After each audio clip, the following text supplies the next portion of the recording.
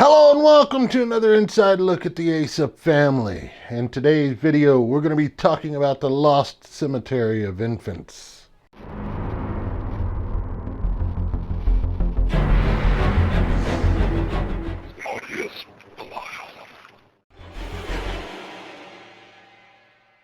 Before we get to the cemetery, we first must talk about the Buracha Industrial Home for the Redemption and Protection of Erring Girls. The Buracha program was originally started in 1894 by Reverend J.T. Upchurch, and in 1903 he opened up his second location in Arlington, Texas. The Buracha Home brought in female runaways, addicts, widows, and women of other unfortunate situations. The goal of the program was to teach women different skills in order to provide for themselves, such as doing laundry, making handkerchiefs, typesetting, and printing. It even had its own magazine called the Purity Journal. There was 3 simple rules of living and staying at the Buracha Home. 1 was they must attend church every Sunday morning. 2, they must carry their own weight by doing chores around the house. And 3, if they were to give birth to a child, they had to care for that child for the first year before they could give the child up for adoption. Now, unfortunately, the Buracha Home was closed in 1935 and turned into an orphanage. Later, the property was sold to the state of Texas for them to build University of Texas at Arlington on. The only thing left of the Buracha Home is a cemetery that can be found in one of the parks near UTA. That cemetery is known as the Lost Cemetery of Infants. This cemetery became home to more than 80 infants and young children who died in the Buracha Home.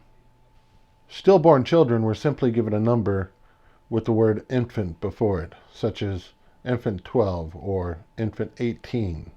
Other young children that may have died due to accidents or sickness or whatever reasons simply had their first name put on their tombstones. I know what you're thinking. Something sinister and evil must have been happening at the Buracha Home. Were they murdering these children? Was it a satanic cult? Now, the way that the tombstones were marked with simply infant numbers and child first names may seem cruel, but it was actually done for a good reason. It was to protect the women and their identities, the ones that went through the Buracha Home. In our society today, it's not uncommon to see unwed mothers and mothers who have lost children. But in the late 1800s and the early 1900s, those women were treated very differently and not so kindly by society. The hauntings reported at the Lost Cemetery of Infants were very childlike. Guests would leave toys on one headstone, return later and find them on a completely different headstone. Guests visiting the cemetery sometimes reported feeling like they were being watched. Other guests have seen childlike figures darting between the trees and even hearing the sound of children playing. That's it for today's video.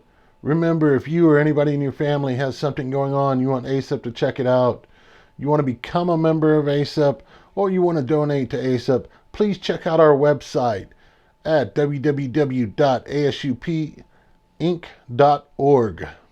And remember, if you're ever in Arlington, Texas, stop by the Lost Cemetery of Infants and join in their games.